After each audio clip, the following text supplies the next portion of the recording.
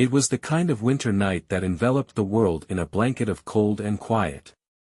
The trees stood like skeletal guardians under the starry sky, their snow-laden branches drooping as if bowing to the stillness.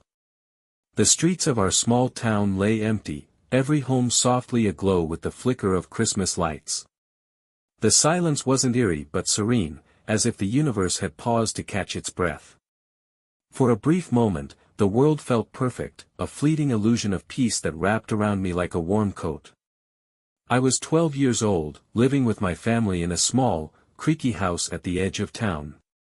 The house, with its chipped paint and drafty windows, always smelled faintly of cinnamon during the holidays, thanks to my mom's baking. That night, my parents had gone out, leaving me in charge of my 7-year-old sister, Sophie. It wasn't unusual. Christmas Eve often meant parties or late errands, but the quietness of the house felt different this time. Sophie sat curled up on the couch in her favorite pink pajamas, clutching a stuffed reindeer she called Rudy. Her bright blue eyes were wide with excitement, fixed on the twinkling lights of the Christmas tree. "Do you think Santa will come soon?" she asked, her voice tinged with the kind of pure, unshaken belief only children seem to possess. I smiled at her, though I felt the weight of my own growing skepticism. "Maybe," I said. "You've been good all year, haven't you?" She nodded enthusiastically. "I even cleaned my room yesterday." I chuckled softly. Outside, snow had been falling steadily since morning, blanketing the yard and street in pristine white. The entire world seemed frozen in time, a perfect Christmas postcard. Yet, for reasons I couldn't quite explain, I felt uneasy. Maybe it was the way the wind rattled the windows, or the faint creaks of the old house settling. Whatever it was, the sense of foreboding grew with every passing minute. The first sign of trouble was subtle, a soft tapping at the window. I almost didn't hear it over the crackling of the fire, but something about the sound drew my attention. It was rhythmic, deliberate, like a finger drumming against the glass. I glanced outside, expecting to see the branch of a tree swaying in the wind. But there was nothing there, only the shadows of the snow-covered yard and a faint glow of streetlights in the distance. I shook my head and turned back to Sophie. "Just the wind," I muttered, more to myself than to her. The tapping grew louder. This time, it wasn't faint or gentle. It was sharp, insistent. My heart skipped a beat as I stood and moved toward the window. The living room suddenly felt too quiet, the fire's warmth unable to chase away the chill creeping up my spine. I peered out into the darkness. And then, I saw him. A figure stood in the yard, motionless and hunched. His bright red suit was unmistakable, its vibrant color almost glowing against the snow. For a moment, I thought it was some sort of prank, maybe a neighbor dressed as Santa to surprise the kids. But something was off. His posture was wrong, too stiff, too predatory, and when he began to turn toward the house, my stomach twisted into a knot. His face came into view, illuminated by the faint light of the street lamp. It wasn't the jolly, bearded man you see in stories or on holiday cards. His face was pale, almost waxy, with hollow eyes that seemed to burn with an unnatural light. But what froze me in place was his smile. It was too wide, stretching unnaturally across his face, as if someone had carved it into his skin. And then I saw what he was holding. It wasn't a sack of toys. It was a severed head, limp and lifeless, dangling from his gloved hand. My breath caught in my throat. I stumbled back from the window, my legs trembling as panic clawed at my chest. Sophie looked up at me, her face scrunching with concern. "What's wrong?" she asked. I couldn't answer. My mind raced as I tried to make sense of what I'd seen. Was it a hallucination? A nightmare? The figure in the yard hadn't moved, but his presence filled the house with an oppressive dread. "Stay here," I whispered to Sophie, my voice barely audible. The tapping stopped. But the quiet was worse. I stood frozen, unable to tear my eyes from the window. Outside, the figure remained perfectly still, his silhouette stark against the snowy yard. The glow of his red suit seemed wrong, as though it didn't reflect light but rather absorbed it. His head tilted ever so slightly, like he was studying me, waiting. The severed head in his hand swung slightly, its motion almost lazy, as if mocking the stillness around us. "Sophie, go to your room," I managed to say, my voice trembling. "But why?" she asked, her tone filled with childlike curiosity rather than fear. "Just do it," I snapped, harsher than I intended. Her face fell, but she nodded and scampered off, clutching Rudy to her chest. The sound of her small feet on the stairs was oddly reassuring, a brief reminder of normalcy in this nightmare. I turned back to the window, heart pounding, but the yard was empty. The figure was gone. My breath hitched as I scanned the snow for footprints or any sign of movement.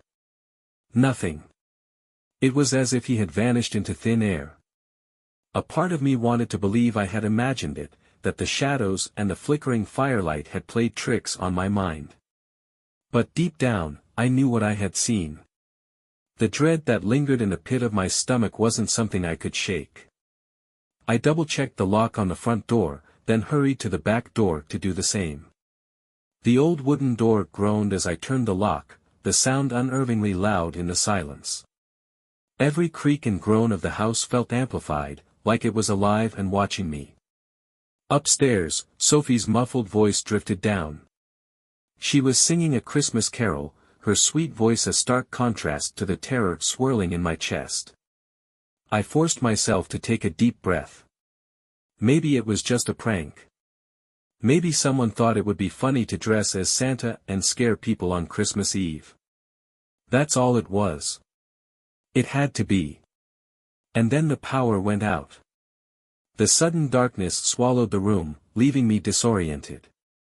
The hum of the heater, the crackle of the fire, even the faint hum of the refrigerator, all of it stopped.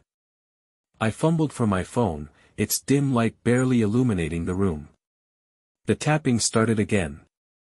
This time, it wasn't at the window. It was at the back door. I froze, my hand gripping my phone so tightly it hurt. The sound was deliberate, slow, like someone knocking with a single finger. I forced myself to move, inching toward the door. My breath clouded in the cold air, the house rapidly losing its warmth without the heater. "Who's there?" I called out, my voice shaking. The tapping stopped. For a moment, there was only silence. And then, a voice, a deep, rasping whisper that sent shivers down my spine. "Are you scared?" The words were drawn out, almost playful, but there was no mistaking the malice behind them. My knees felt weak, and I stumbled back, nearly dropping my phone. Suddenly, the sound of heavy footsteps came from upstairs, Sophie's room. Panic surged through me as I bolted toward the stairs, my bare feet slipping on the cold wooden floor. "Sophie!" I yelled, my voice breaking. Her singing stopped. I took the stairs two at a time, my heart pounding so loudly I could barely hear anything else. When I reached her room, the door was ajar. The faint glow of her bedside lamp cast long shadows across the walls. I pushed the door open, breathless. She was sitting on her bed, clutching Rudy, her face pale but calm. "What's wrong, Sophie? Did you hear anything?" I asked, my voice desperate. She looked at me, her big blue eyes unblinking. "He's here," she said simply. "Who?" I demanded, my voice rising. She pointed to the corner of the room, where the shadows seemed darker, deeper. And then I saw it, the outline of a figure, hunched and grinning, his hollow eyes gleaming in the dim light. The man in the red suit was inside. The room felt impossibly small, the air thick with an unnatural chill. My legs trembled as I backed toward Sophie, my eyes locked on the shadowy figure in the corner. He was still, unnervingly so, as though he were carved from the darkness itself. Yet his presence was suffocating, his grin cutting through the gloom like a jagged wound. Sophie clung to Rudy, her small hands trembling but her expression strangely calm. "He said he came for you," she whispered, her voice soft, almost reverent. "For me?" The words left my mouth in a hoarse rasp, barely audible over the blood pounding in my ears. The figure stepped forward, his boots making no sound against the wooden floor. The faint glow of Sophie's lamp illuminated him further, revealing details that made my stomach churn. His red suit was tattered and stained, patches of fabric hanging loose as though he'd clawed his way out of something. His face, pale and waxy, looked more like a mask than skin, with those hollow, glowing eyes fixed on me. And that grin, it stretched impossibly wide, revealing teeth that were sharp and yellowed, like those of a predator. "Stay back!" I shouted, my voice cracking as I grabbed Sophie's arm, pulling her behind me. He cocked his head, the motion unnatural, like a marionette being jerked by invisible strings. "You've been very naughty," he said, his voice deep and distorted, each word dripping with menace. "What do you want?" I demanded, my heart racing as I tried to put myself between him and my sister. He didn't answer. Instead, he raised one hand, and I saw that it wasn't empty. Dangling from his grip, like a grotesque ornament, was the severed head I'd seen earlier. It swung gently, its lifeless eyes staring blankly ahead. But now, under the lamplight, I recognized it. It was my dad's head. A scream caught in my throat, my vision blurring with tears as I stumbled back. Sophie began to cry, her small frame shaking as she buried her face into my side. "It's not real," I muttered, more to myself than to her. "This isn't happening." But it was real. Too real. The man in the red suit took another step forward, his boots now leaving dark, wet prints on the floor, blood. He crouched slightly, his grin somehow growing wider, his eyes gleaming with sadistic delight. "I bring gifts," he said, his voice a guttural snarl, "for those who deserve them." With a sudden, unnatural speed, he lunged forward. I screamed and shoved Sophie toward the door. "Run!" I yelled, my voice breaking. She hesitated for a split second, her eyes wide with fear, but then she bolted, her small feet pounding down the hallway. I turned to follow, but he grabbed me. His grip was icy, like death itself, and stronger than I could have imagined. I struggled, kicking and clawing, but it was like fighting against stone. His face was inches from mine now, his breath cold and metallic. "Do you know what happens to the naughty ones?" he hissed. I didn't answer. My mind was a blur of terror and desperation. I kicked again, this time catching him in the knee, and he let out a guttural growl, releasing me just enough for me to slip free. I stumbled out of the room, slamming the door behind me. "Sophie!" I screamed as I ran down the hall, my bare feet slipping on the blood-streaked floor. She was at the bottom of the stairs, her tiny figure silhouetted against the faint light coming through the front window. I raced down to her, grabbing her hand as I glanced over my shoulder. The door to her room was wide open now, swinging slightly in the draft, but the man in the red suit was gone. Or so I thought.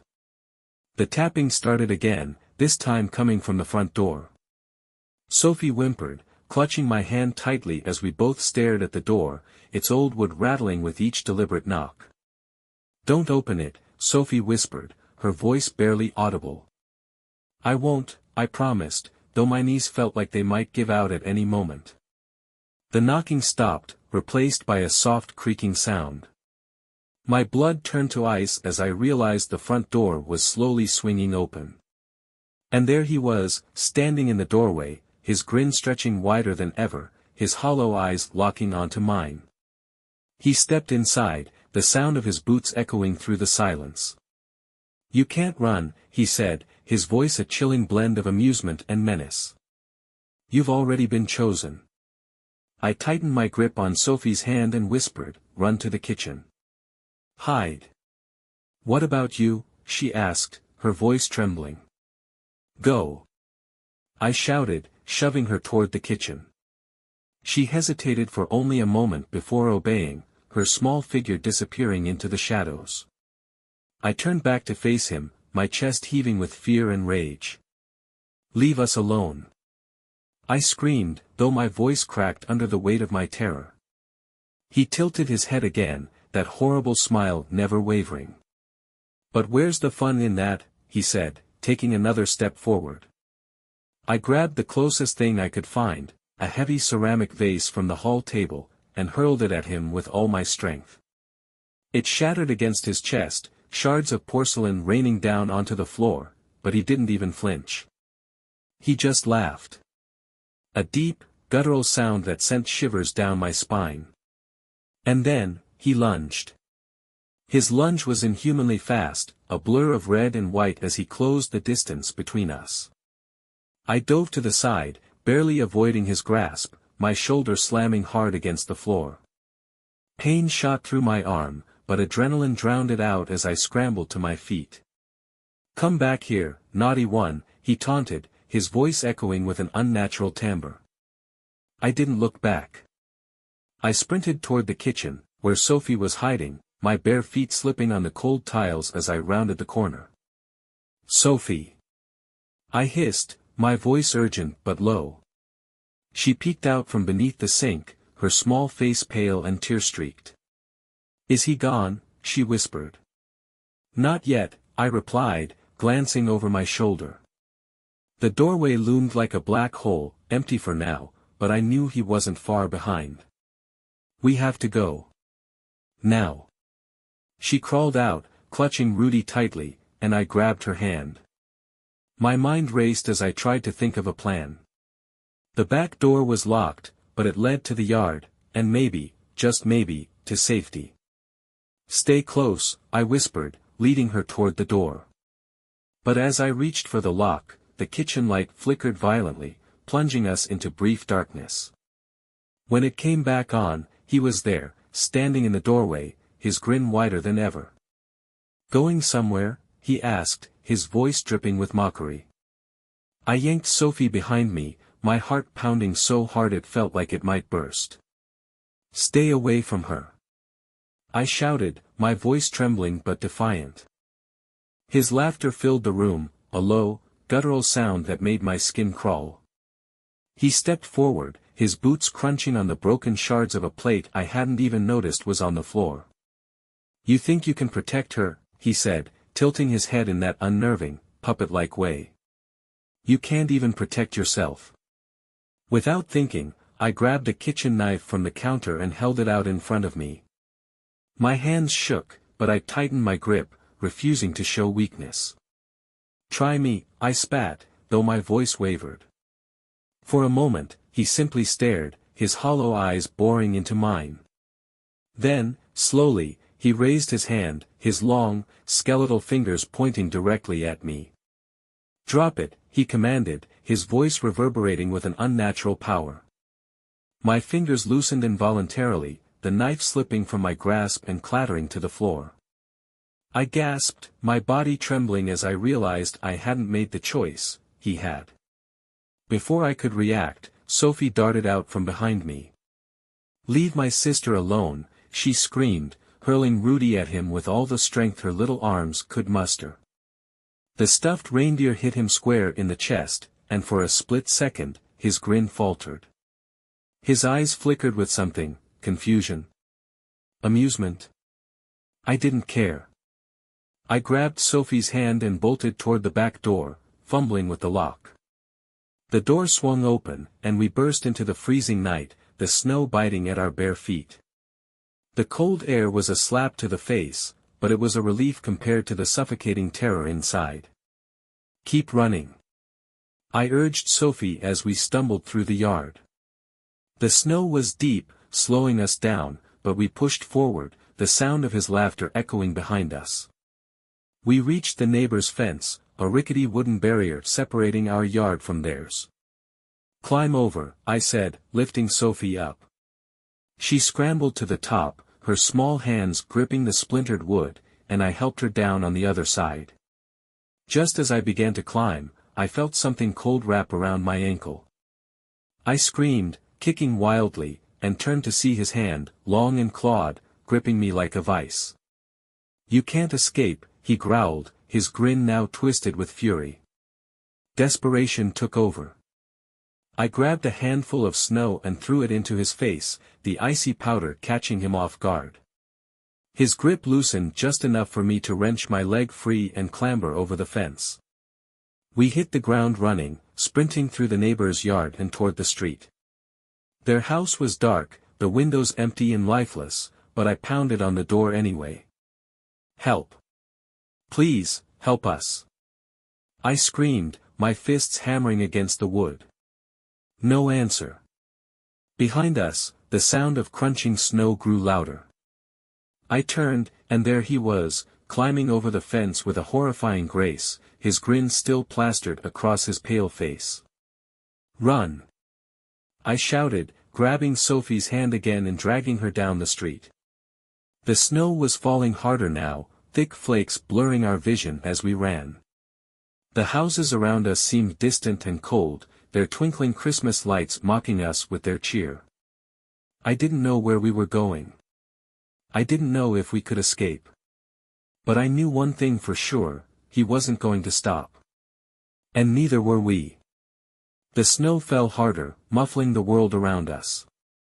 The once charming Christmas lights that lined the streets now seemed like beacons of false security, their warm glow unable to pierce the darkness closing in.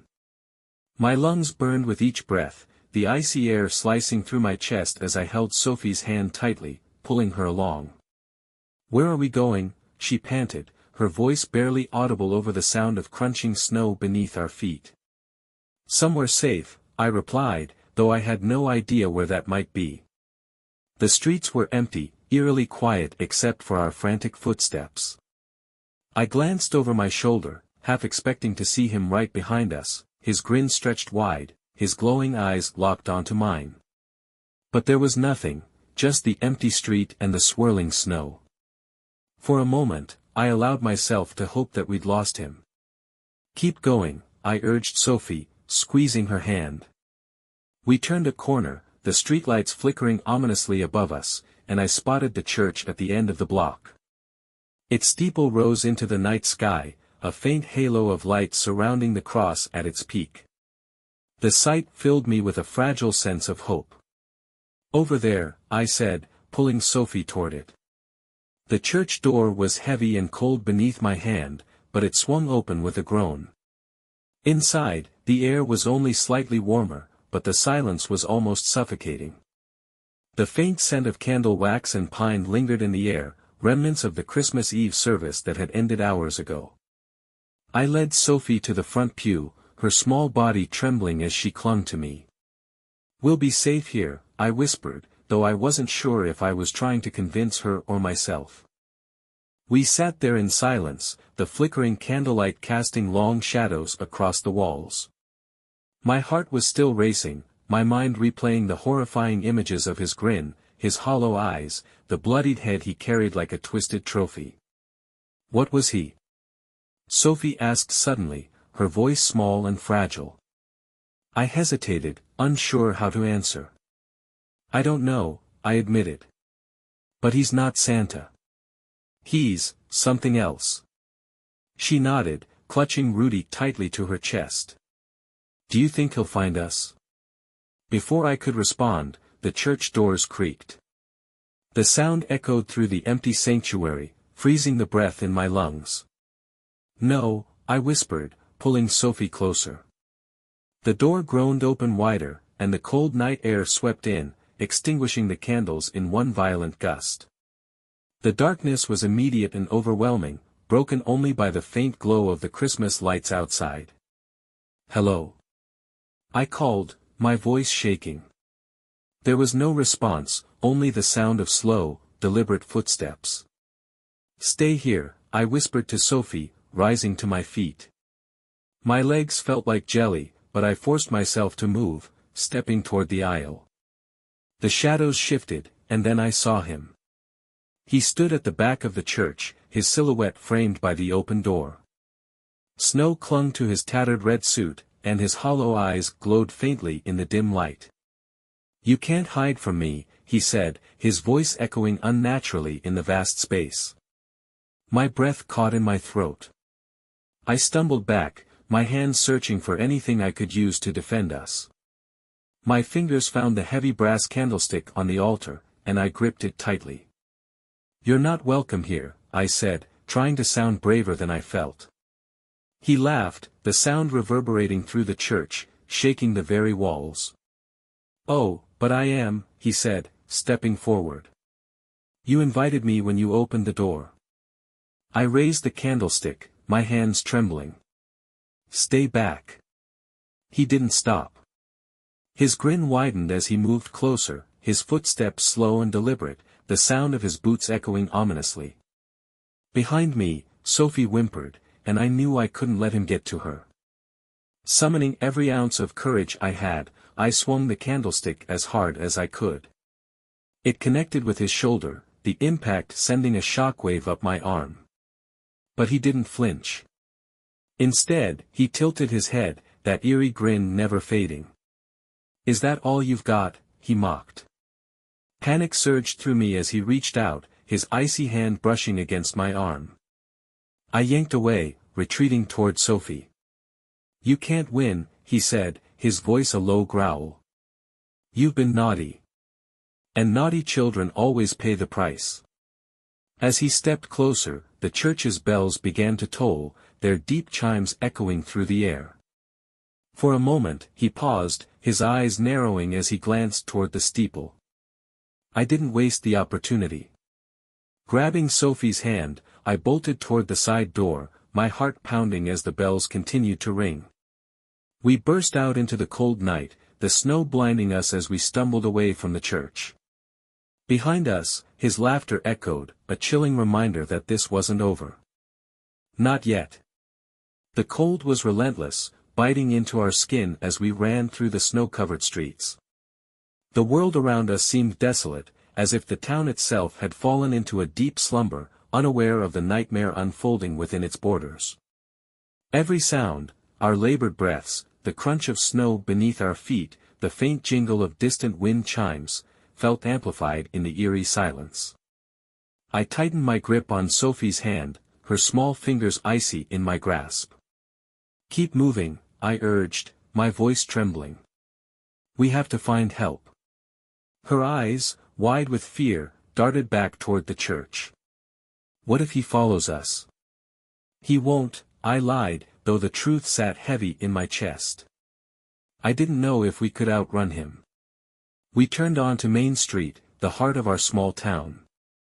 Normally bustling with life during the holiday season, it now lay empty and still, the festive decorations swaying gently in the wind.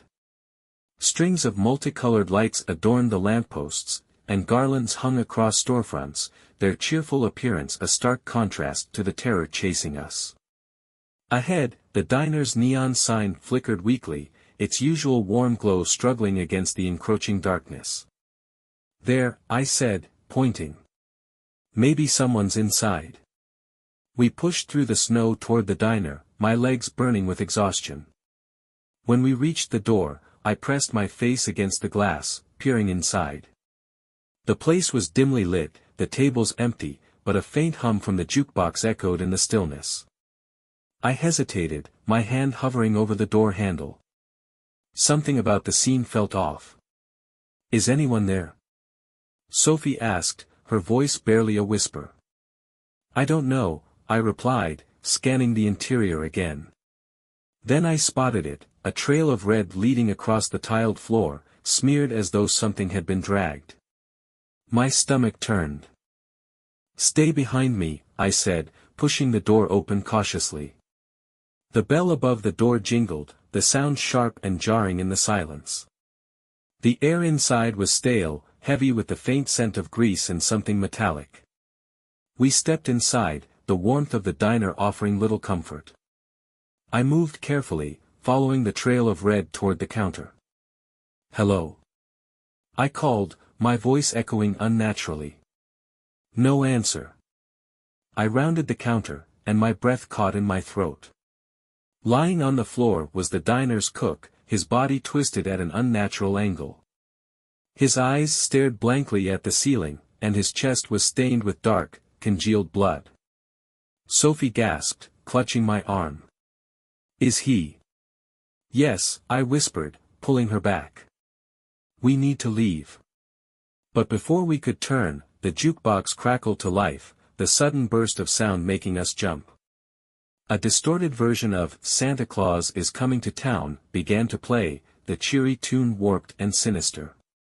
"Better watch out," the lyrics crooned, the voice slow and deep. I spun around, my heart pounding.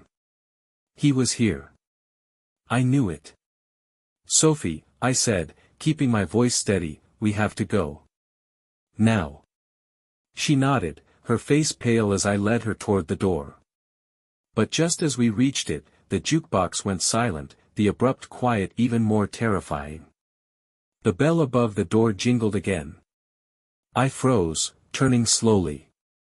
There he stood, his red suit tattered and stained, his grin as wide as ever. Snowflakes clung to his hollow eyes, which glowed faintly in the dim light.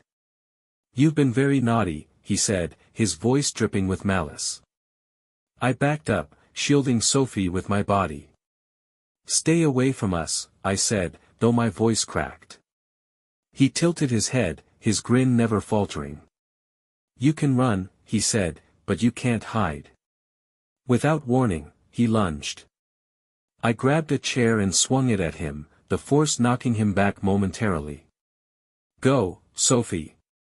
I shouted, shoving her toward the door. She hesitated, her eyes filled with fear. "What about you?" "Just go!" I yelled. She bolted, the door slamming shut behind her. I turned to face him, my hands trembling as I held the chair like a shield. He laughed, a low, guttural sound that sent chills down my spine. "How brave," he said, stepping closer. "But bravery won't save you." Summoning every ounce of strength I had, I hurled the chair at him and ran, dodging around the counter and out the back door. The alley was narrow and dark, the snow falling in thick sheets that obscured my vision. "Sophie!" I called, my voice hoarse. A faint cry answered from the street, and I sprinted toward it, slipping and stumbling in the snow. When I reached her, she was standing in the middle of the road, tears streaming down her face. "He's coming," she sobbed, pointing behind me. I turned, and there he was, emerging from the alley like a specter. His grin was wider now, impossibly wide, and his hollow eyes burned with malevolent glee. I grabbed Sophie's hand and ran, the sound of his laughter echoing behind us. The snow swallowed our footsteps, but I knew he wouldn't stop. He was playing with us, like a predator savoring the chase. And I didn't know how much longer we could keep running. The snowstorm grew fiercer, the wind howling like a pack of wolves as it whipped against us. My legs felt like lead, every step heavier than the last. Sophie's hand was clammy in mine, her sobs barely audible over the wind. "We need to hide," I said, my voice strained. My eyes darted around, searching for anything, anywhere, that could offer us shelter. The trees loomed ahead, their skeletal branches reaching toward the sky like gnarled fingers. Beyond them, I saw it, the frozen lake at the edge of town. It was wide and shimmering under the faint moonlight, a glassy expanse that seemed both inviting and ominous. "This way," I said, tugging Sophie toward the woods. The trees provided some respite from the wind, but the crunching of snow beneath our feet sounded deafening in the stillness. I kept glancing back, half expecting to see him emerging from the swirling snow, his grotesque grin illuminated by the faint glow of the Christmas lights still visible in the distance. When we reached the edge of the lake, I stopped, pulling Sophie close. "We'll cross it," I said, though the idea filled me with dread. Sophie looked up at me, her eyes wide with fear. "What if the ice breaks?" "It won't," I said, forcing confidence into my voice. "We just have to move quickly." We stepped onto the ice, the surface slick and treacherous. My heart pounded as I tested each step, listening for the telltale creak of weakness. The cold radiated up through my shoes, biting into my feet. Sophie clung to me, her steps hesitant. "I'm scared," she whispered. "I know," I said, squeezing her hand. "But we'll be okay. Just keep moving." We were halfway across the lake when I heard it, the crunch of snow behind us. My blood ran cold, and I turned slowly, dreading what I might see. There he was, standing at the edge of the trees, his red suit stark against the white landscape. His grin was as wide as ever, and his hollow eyes glowed like embers. "Run," I whispered to Sophie, my voice trembling. We broke into a desperate sprint, our feet slipping and sliding on the ice. Behind us, the sound of his boots on the frozen surface sent chills down my spine. "You can't escape," his voice called, a taunting echo that carried over the wind. The ice groaned beneath us, the sound sharp and ominous. My heart raced as I pulled Sophie forward, willing the lake to hold. Then I heard it, a sharp crack, like a gunshot. "Don't stop!" I shouted, my voice raw. We were almost to the other side when the ice gave way behind us. I turned just in time to see him pause, the ice crumbling beneath his feet. For a moment, he stood there, his grin faltering as the freezing water swallowed him whole. The lake went still, the hole in the ice marking the spot where he'd disappeared. I stood there, gasping for breath, my hands trembling. "Is he gone?" Sophie asked, her voice barely a whisper. I think so," I said, though I wasn't sure I believed it. But the relief was short-lived. The water beneath the ice began to ripple, faint at first but growing stronger. "No," I whispered, backing away. A hand burst through the surface, clawing at the ice, followed by another. Slowly, he pulled himself up, water dripping from his suit, his grin impossibly wide. "You thought you could escape me," he said, his voice rasping like the wind through dead leaves. I grabbed Sophie and ran, my feet barely touching the ground as we fled into the trees. Behind us, his laughter echoed, haunting and unrelenting. We didn't stop until we reached a small clearing, the trees closing in around us like protective sentinels. I collapsed onto the snow, pulling Sophie into my arms. "I don't know what to do," I admitted, my voice breaking. "I don't know how to stop him." Sophie looked up at me, her face pale but determined. "We have to fight," she said. "We can't let him win." Her words ignited a spark of courage within me. She was right. We couldn't keep running. Somehow, we had to end this. But as the wind carried his laughter through the trees, I knew it wouldn't be easy. The clearing was a small, temporary refuge, but it offered no real protection. The bare trees surrounding us were stark against the dark sky, their branches swaying like skeletal hands in the biting wind. My breaths came out in short, ragged gasps, misting in the freezing air. Sophie clung to me, her shivering body a reminder of how vulnerable we both were. His laughter, low, guttural, and relentless, seemed to echo from everywhere at once. It was a sound that burrowed into my mind, making it impossible to think clearly. "I don't know how to fight him," I said, my voice barely audible. Sophie pulled back, her tear-streaked face set with a determination that startled me. "We can't keep running," she said. "If he finds us again, he'll kill us." She was right. Running had only delayed the inevitable. But how do you fight something that shouldn't even exist? I scanned the clearing, searching for anything that could serve as a weapon. My eyes fell on a fallen branch, its jagged end sharp enough to do damage. It wasn't much, but it was better than nothing. I picked it up, gripping it tightly. "Stay behind me," I told Sophie. "No," she said, shaking her head. "I want to help." "You'll help by staying safe," I insisted. "If something happens, you run. Promise me." Her lower lip trembled, but she nodded. "I promise." The laughter grew louder, closer. My grip on the branch tightened as I turned toward the sound, my heart pounding so hard I thought it might burst. And then he appeared. He emerged from the shadows like a nightmare-given form, his sodden red suit clinging to his emaciated frame. His hollow eyes glowed faintly, and his grin, always that grin, stretched impossibly wide. "Well, well," he said, his voice dripping with mockery. "The little mice have decided to fight back. How amusing." I stepped forward, positioning myself between him and Sophie. "Stay away from us," I said, my voice trembling but resolute. He tilted his head, his grin widening. "And if I don't?" Without waiting for an answer, he lunged, moving with an inhuman speed. I swung the branch, the jagged end catching him across the face. He staggered back, a guttural growl escaping his lips. "Impressive," he said, touching the gash on his cheek. "But it'll take more than that to stop me." He lunged again, this time grabbing the branch and wrenching it from my hands. Before I could react, he shoved me backward, sending me sprawling into the snow. "Let's make this more fun," he said, turning his attention to Sophie. "No!"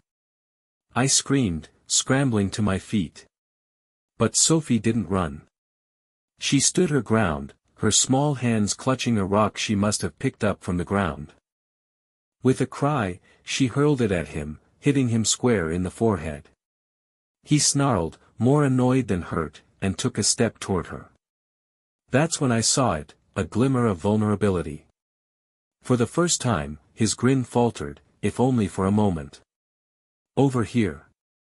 I shouted, grabbing another branch and swinging it wildly. "Come after me, you coward!" His attention snapped back to me, and for a moment, I thought I saw a flicker of uncertainty in his hollow eyes. "You think you're brave?" he spat, his voice like ice cracking. "You think you can stop me?" I didn't answer. Instead, I took a step back, luring him away from Sophie.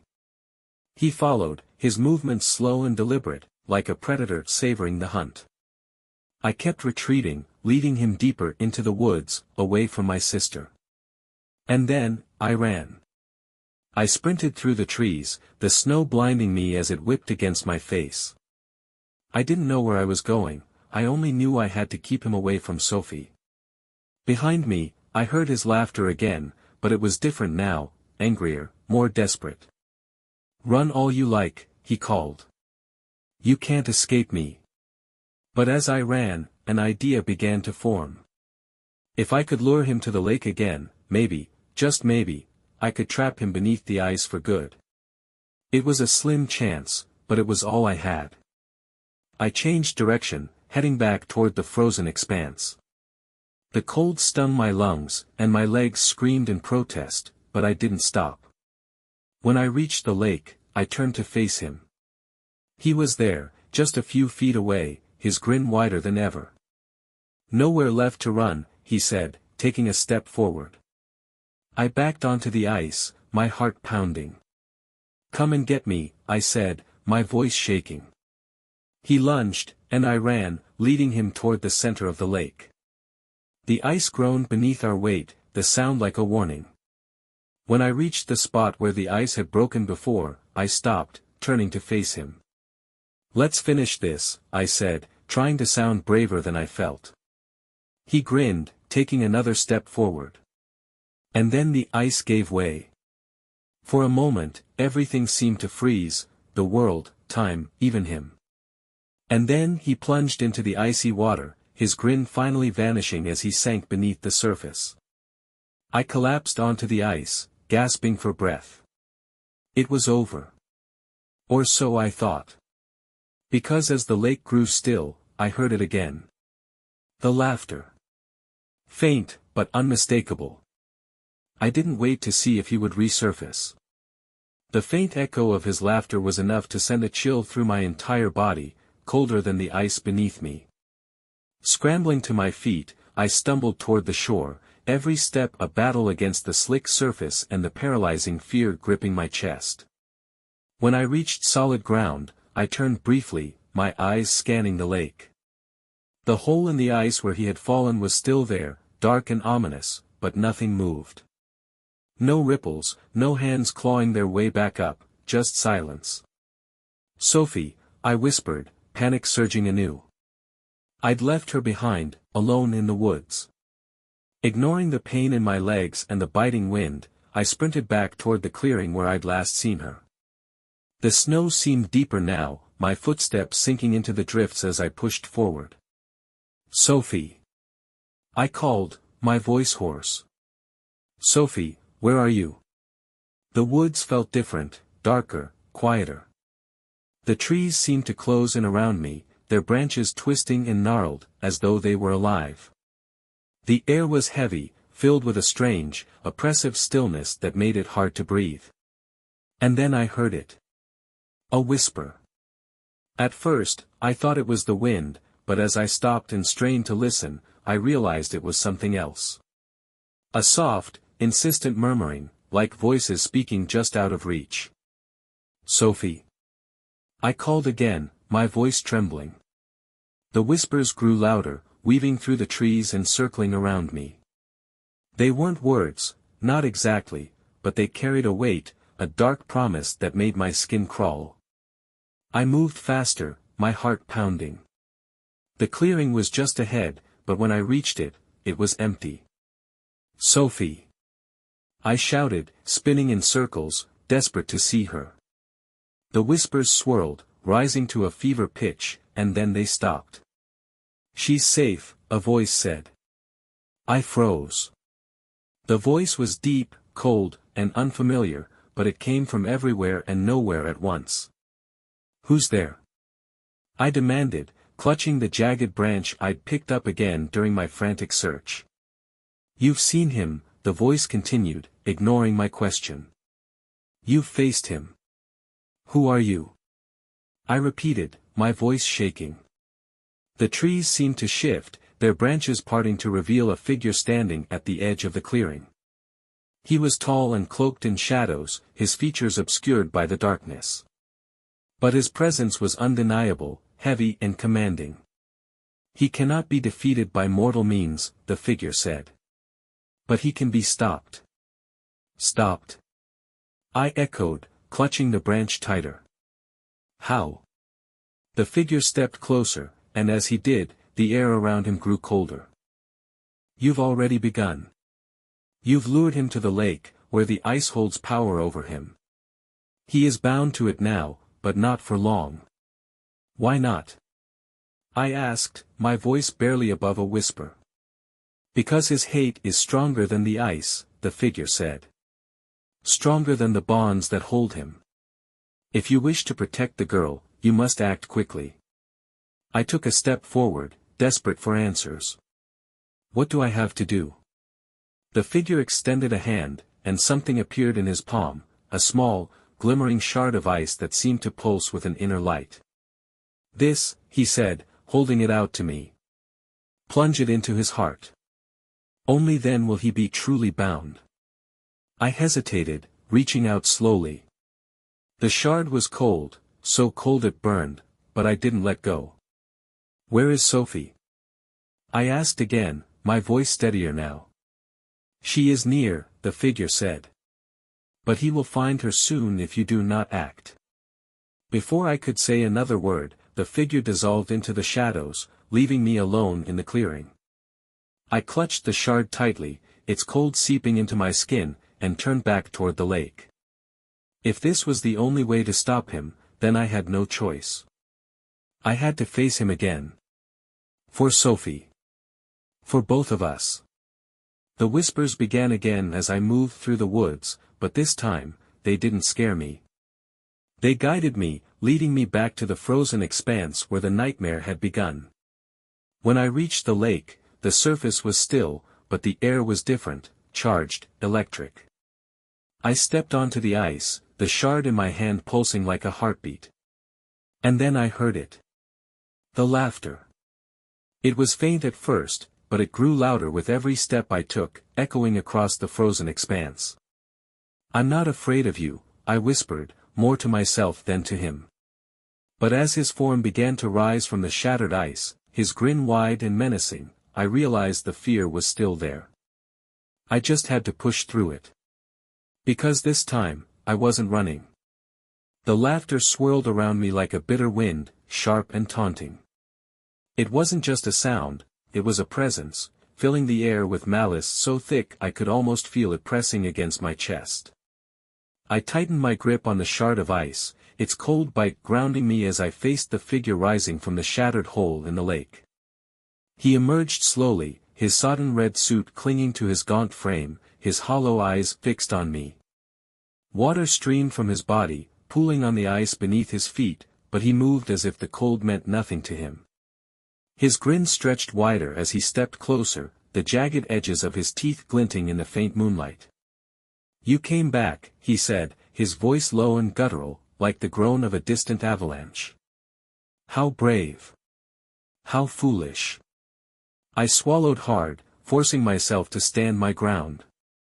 "I'm not afraid of you," I said, the words trembling but determined. He laughed again, a sound that seemed to echo in my bones. "Oh, you're afraid," he said, taking another step forward. "I can smell it. But fear makes the hunt so much sweeter." His words struck something deep within me, but I pushed the fear aside. This wasn't about me. It was about Sophie, about ending this nightmare once and for all. "You won't win," I said, lifting the shard of ice so he could see it. His grin faltered, just for a moment.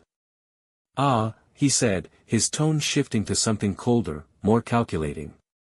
"So they've given you a weapon. How quaint. Do you really think that will stop me?" I didn't answer. Instead, I took a step forward, the ice groaning beneath my weight. He tilted his head, studying me with those hollow, glowing eyes. "You're bold," he said. "I'll give you that. But boldness won't save you." He lunged. I barely had time to react. His speed was impossible, a blur of red and white streaking across the ice. I swung the shard wildly, the motion instinctive rather than deliberate, and it grazed his arm. He recoiled with a snarl, dark ichor dripping from the wound. The sight of his blood, or whatever passed for blood in him, gave me a surge of hope. He could be hurt. "You're not invincible," I said, my voice steadier now. His snarl deepened, his grin twisting into something more feral. "You'll regret that," he growled, lunging again. This time, I was ready. I ducked under his grasp, spinning on the slick ice and driving the shard into his side. He let out a guttural roar, the sound splitting the air like a thunderclap. But he didn't stop. With a strength that defied his emaciated frame, he grabbed me by the arm, lifting me off the ground. The shard fell from my hand, skittering across the ice as I struggled against his grip. "You think you're a hero?" he spat, his hollow eyes boring into mine. "You're nothing. Just a scared little boy playing at bravery." His grip tightened, and for a moment, I couldn't breathe. The world blurred around me, and I thought it was over. But then I heard her voice. "Let him go. Sophie." She stood at the edge of the lake, her small figure silhouetted against the dark woods. In her hands was a large rock, and before I could shout for her to run, she hurled it with all her might. The rock struck him square in the back of the head, and he roared in pain, dropping me onto the ice. "Sophie, run!"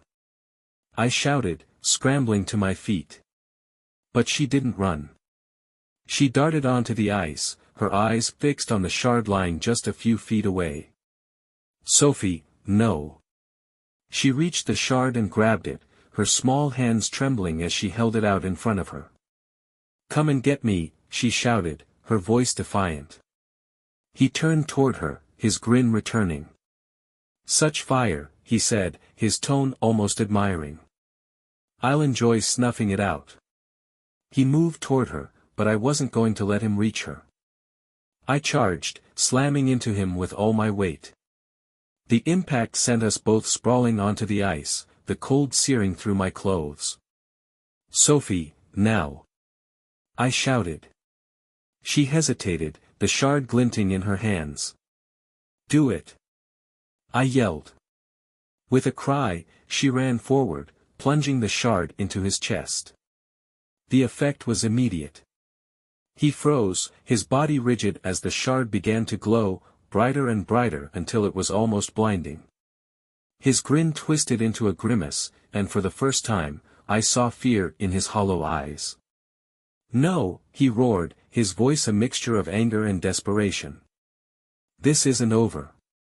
The ice beneath him cracked, splintering outward in jagged lines. He sank into the water, his glowing eyes the last thing to disappear beneath the surface. And then, silence. The ice stilled, the cracks sealing themselves as if nothing had happened.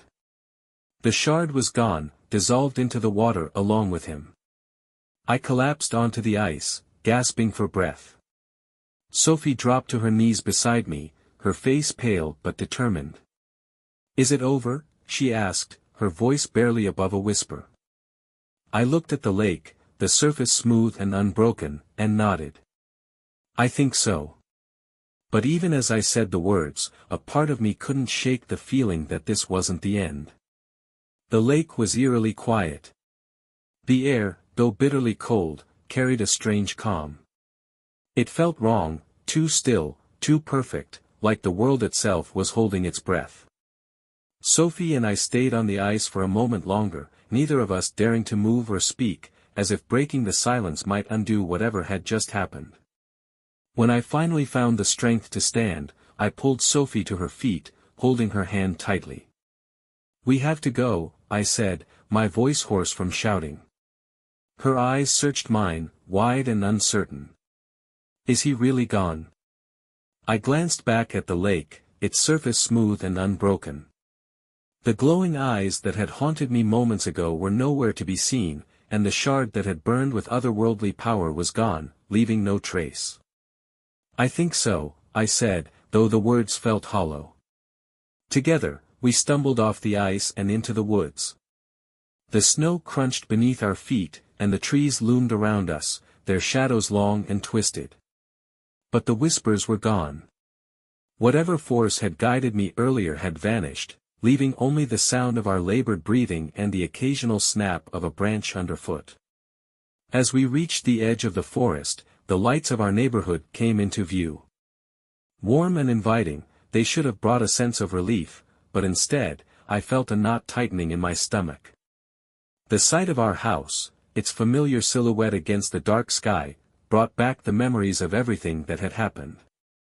When we stepped inside, the warmth hit us like a wave, but it did little to ease the cold that had settled deep within me. Sophie clung to my side as I locked the door behind us, bolting it and double-checking the windows. "Will Mom and Dad be home soon?" she asked, her voice trembling. I nodded, though I wasn't sure. They had said they'd be back late, but after everything that had happened, I wasn't sure if I wanted them to return or if I was terrified of what might happen when they did. Sophie curled up on the couch, clutching a blanket around her shoulders. I paced the room, my mind racing. The image of that thing, his hollow eyes, his twisted grin, was burned into my memory. And his last words echoed in my ears, "This isn't over."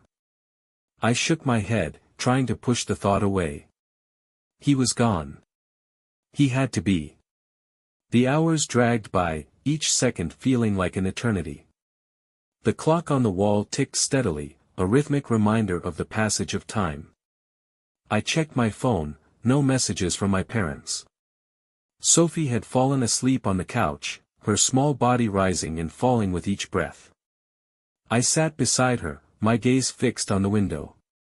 The snow outside sparkled under the faint glow of the streetlights, and everything looked peaceful. But I couldn't shake the feeling that something was watching us. And then, I saw it. At first, it was just a shadow, a flicker of movement in the corner of my eye. I turned sharply, my heart racing, but there was nothing there. The room was still, the shadows cast by the Christmas tree lights swaying gently. I stood, my pulse thundering in my ears. Moving to the window, I peered outside, my breath fogging the glass. The street was empty, the houses quiet. But then, just at the edge of the woods, I saw him. It was faint, so faint I thought my mind was playing tricks on me. But the longer I stared, the more certain I became. A figure stood among the trees, shrouded in shadow, his glowing eyes piercing the darkness. I stumbled back from the window, my heart hammering in my chest. "No," I whispered. "No, this can't be real." But when I looked again, he was gone. I paced the room, trying to calm myself, but the unease wouldn't leave. Every creak of the house, every gust of wind against the windows, set my nerves on edge. And then, Sophie stirred. "Jake," she mumbled, her voice groggy. "It's okay," I said quickly, sitting beside her. "Everything's fine." She blinked up at me, her eyes filled with trust, and I forced a smile. But inside, I knew the truth. This wasn't over. Whatever we had faced out on the lake, whatever force had helped us, it wasn't enough. He was still out there, waiting, watching. And I had no idea what he was planning next. But one thing was certain, he wasn't done with us yet. The night dragged on, thick with tension. I sat by the couch where Sophie slept, her small form bundled in the blanket, her breath steady. The house was silent, save for the occasional groan of its old wooden frame. It should have been comforting, the kind of quiet that came after a storm, but it wasn't. Every shadow seemed alive, every sound a warning. My eyes flicked to the window again and again, half expecting to see that twisted grin staring back at me. But the street outside remained empty, the snow undisturbed. I checked the clock. 4:32 a.m. Dawn was still hours away, and my parents were nowhere to be found. I had tried calling them twice, but both attempts went straight to voicemail. Anxiety twisted in my gut, but I didn't dare leave Sophie alone to try again. Instead, I sat in the armchair by the window, clutching the fire poker I'd taken from the hearth. It wasn't much, but it was something. The sharp end glinted faintly in the light of the Christmas tree, a fragile beacon in the darkness. I must have dozed off at some point because the next thing I knew, the faint glow of dawn was filtering through the curtains. The pale light turned the room a soft gray, chasing away the shadows that had seemed so menacing just hours before. For a moment, I let myself believe that the worst was over. The figure I'd seen by the woods had been a trick of my exhausted mind. The nightmare was just that, a nightmare. But then Sophie stirred, her soft voice breaking the fragile silence. "Jake." I turned to her, relief flooding me. "Hey, you're awake." She sat up, rubbing her eyes. "Did Mom and Dad come back?" I shook my head, my stomach tightening. "Not yet." She frowned, pulling the blanket tighter around her shoulders. Do you think he's really gone?" I hesitated. "I think so," I said finally, though I wasn't sure if I was trying to convince her or myself. "We stopped him. He can't come back." Sophie nodded slowly, but her eyes darted to the window, mirroring my own unease. "I had a dream," she said softly, her voice barely above a whisper. "He was there. In the woods. He said he wasn't finished." My blood ran cold. "It was just a dream," I said quickly, forcing a smile. "You've been through a lot. Your mind is just playing tricks on you." She didn't look convinced, but she nodded again, her small hands clutching the blanket like a lifeline. I stood, stretching stiff limbs. "Let's get some breakfast." "Pancakes sound good." Her face lit up at the mention of pancakes, the fear momentarily forgotten. "With chocolate chips." "Of course," I said, ruffling her hair. As I moved into the kitchen, I tried to shake off the lingering sense of dread. The house felt different in the daylight, safer, warmer. But the weight in my chest remained, a constant reminder that something wasn't right. I had just started mixing the batter when I heard it. A soft knock. It came from the front door, so faint I almost thought I'd imagined it. My hands froze, the whisk trembling slightly as I gripped it. "Jake?" Sophie called from the living room. "It's okay," I said, trying to keep my voice steady. "Stay there." I set the bowl down and grabbed the fire poker, my heart pounding as I approached the door. The knock came again, louder this time. I peered through the peephole, my breath catching. It was my parents. Relief surged through me as I yanked the door open. "Where have you?" The words died in my throat. They stood there, side by side, their faces pale and expressionless. Snow clung to their clothes, and their eyes weren't right. Hollow and glowing faintly, just like his. "Mom? Dad?" I whispered, my voice trembling. They didn't respond. They didn't even blink. Behind me, Sophie's voice broke the silence. "Jake?" I turned to her, my mind racing. "Go upstairs," I said, my tone sharper than I intended. "But now." She hesitated for only a moment before running up the stairs, her small footsteps echoing through the house. I turned back to the doorway, my grip tightening on the fire poker. "What did you do to them?" I demanded, my voice shaking. The figures didn't move, didn't speak. And then, slowly, they smiled. That same twisted, unnatural grin I had come to fear. Panic surged through me as they stepped forward, their movements jerky and inhuman. I stumbled back, the fire poker held out in front of me like a shield. "You can't win," a voice rasped. It wasn't my parents speaking, it was him. Somehow, he was still here. And now, he wasn't just haunting us. He was inside them. The twisted, mocking grins on my parents' faces froze me in place. They stepped into the house, their movements unnatural, as if something was pulling their strings. Behind them, the open doorway framed a landscape cloaked in dawn's eerie light, the snow glowing faintly as if mocking my fear. "Get out," I whispered, my voice trembling. The response was a low, guttural laugh, but it didn't come from their mouths. It echoed around the room, as though the walls themselves were taunting me. "Jake," the voice rasped, deep and icy, sending a shiver down my spine. "You didn't think I'd let it end so easily, did you?" I took a step back, gripping the fire poker so tightly my knuckles turned white. "Leave them alone," I shouted. The thing controlling them tilted my father's head unnaturally to the side, his glowing eyes boring into mine. "Leave them alone," it mocked, its tone dripping with malice. "You don't understand. They're mine now. Just like you will be." A scream from upstairs shattered my focus. "Sophie!" "No!" I yelled, breaking into a run. I darted toward the stairs, but my parents, or what was left of them, moved impossibly fast, blocking my path. My mother's hand shot out, grabbing my arm with a strength that wasn't hers. Her icy fingers burned against my skin, and I struggled, swinging the fire poker wildly.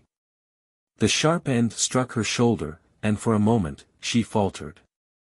Black smoke hissed from the wound, and she released me, stumbling back. "You can't fight this," the voice snarled, its fury rising. I didn't wait to hear more. I bolted up the stairs, my heart pounding in my ears. "Sophie!" I shouted, bursting into her room. She was standing in the corner, her back pressed against the wall, her wide eyes fixed on something by the window. I followed her gaze and froze. He was there. Not in the distorted reflection of a dream or a faint glimpse through the trees. He was real, his massive frame towering in the pale light of dawn. His red suit was tattered and stained, his hollow eyes glowing with malicious glee. And that grin, twisted, impossibly wide, was more menacing than ever. "You can't run," he said, his voice a harsh whisper that filled the room. "You can't hide." I stepped in front of Sophie, raising the fire poker defensively. Stay away from her. He tilted his head, amused. How brave, he mocked, taking a step closer. The air in the room grew colder, each breath visible as a white puff. Sophie clutched my shirt, her voice trembling. Jake, I'm scared. It's okay, I said, though my own voice was shaking. I won't let him hurt you. The thing laughed, a sound that made the walls seem to shudder. You think you're strong enough to stop me? Behind him, the window rattled, the wind picking up outside. Snow swirled furiously, as if the world itself was reacting to his presence. But then, amidst the chaos, a flicker of warmth. A faint glow appeared in Sophie's hand. The shard. It wasn't gone. Somehow, she had held on to it, its golden light piercing through the darkness. His grin faltered, his glowing eyes narrowing. No, he hissed, his voice filled with rage. I didn't hesitate. Grabbing the shard from Sophie, I felt its warmth spread through me, a stark contrast to the icy chill of the room. You want to end this? I said, my voice steadier now. Fine. The light from the shard grew brighter, pulsing like a heartbeat. He lunged at me, his movements a blur, but I held my ground. As he reached for me, I drove the shard forward, its light erupting into a blinding flash. A guttural scream tore through the air, deafening and primal. The room shook violently, the walls cracking as the light consumed everything. I closed my eyes, holding Sophie close, and braced myself for the end. And then, silence. When I opened my eyes, the room was still. The air was warm again, the morning sunlight streaming through the now quiet window. He was gone. Sophie clung to me, her small body trembling. Is it over? She whispered. I held her tightly, my heart heavy but hopeful. I think so. Downstairs, I found my parents lying unconscious on the floor. Their eyes were no longer glowing, their expressions peaceful. Whatever had taken hold of them was gone. As I helped them wake, tears filled my eyes. Relief, exhaustion, and lingering fear all mingled together, but one thing was clear, we had survived. The shard, now dull and lifeless, lay in my pocket, a reminder of the nightmare we had faced. But even as we embraced, the warmth of family surrounding me, I couldn't shake the feeling that this wasn't the end. Somewhere out there, in the shadows of the winter woods, I knew he was waiting. And one day, he would return.